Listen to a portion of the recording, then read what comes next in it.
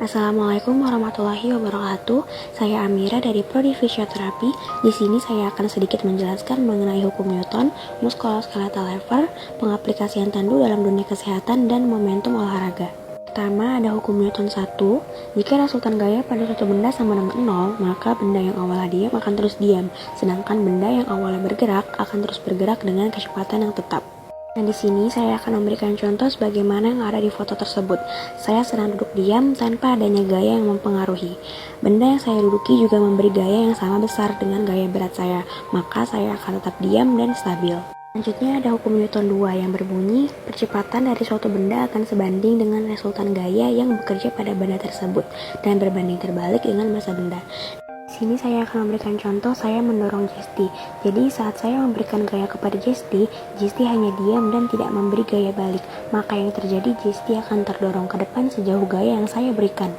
Ada hukum Newton 3 yang berbunyi, jika benda A mengerjakan gaya pada benda B, maka benda B akan mengerjakan gaya pada benda A yang besarnya sama tetapi arahnya berlawanan.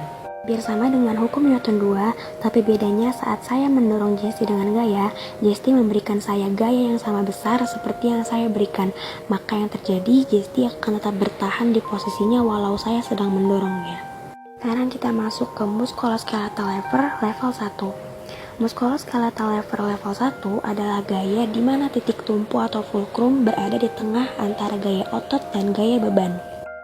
Contohnya adalah di bawah oksipital ada sendi sebagai titik fulcrum dan kepala sebagai gaya beban, dan gaya ototnya ada di belakang leher kita.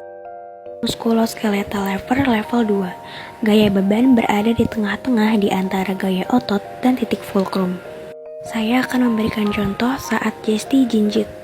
Yang berperan sebagai titik fulcrum ada di sendi jari kaki.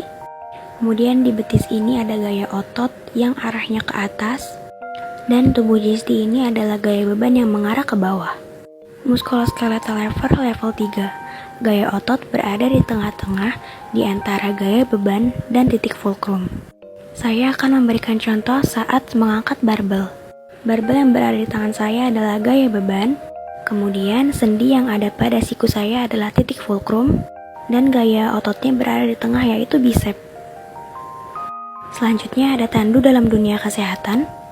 Misal, pasien yang akan kami angkat memiliki berat 50 kg, otomatis pasien memiliki gaya beban. Kita akan mengangkat tandu ini bersama-sama 4 orang dengan memberi gaya yang sama agar tandu bisa terangkat dengan seimbang dan aman. Yang terakhir ada momentum dalam olahraga. Saya akan memberikan contoh saat menendang bola. Bola ini memiliki massa, otomatis bola ini memiliki gaya beban. Saat bola diam, saya akan menendang bola ini dengan gaya 2 kali lebih besar agar bola bisa terpelanting ke depan. Sekian penjelasan dari saya, kurang lebihnya mohon maaf. Terima kasih atas perhatiannya. Wassalamualaikum warahmatullahi wabarakatuh.